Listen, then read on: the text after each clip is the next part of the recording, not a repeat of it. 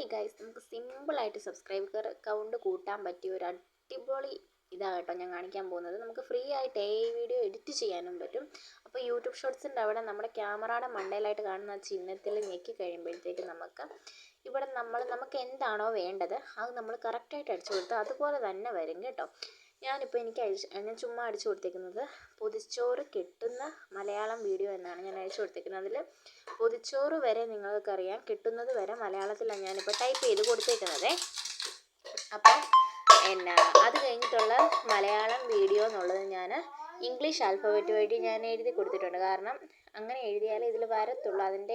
അതെന്താ അങ്ങനെയെന്നൊന്നും എനിക്കറിയത്തില്ല. പക്ഷെ അങ്ങനെ എഴുതിയാൽ മാത്രമേ എനിക്ക് കിട്ടാറുള്ളൂ. അല്ലാത്തതല്ല ഇറർ വീഡിയോസായിട്ട് പോവുകയാണ് കേട്ടോ ചെയ്യുന്നത്. അപ്പം ഇത് ചെയ്ത് കഴിഞ്ഞാൽ ഉടനെ നമുക്ക് ആ ആഡ് ഇമേജ് കാണുന്നിടത്ത് വേണമെങ്കിൽ നിങ്ങൾക്ക് നിങ്ങളുടെ ഫോട്ടോ കൊടുത്താൽ നിങ്ങളുടെ ഈ ഫോട്ടോ വെച്ച് തന്നെ അത് ചെയ്ത് തരും കേട്ടോ.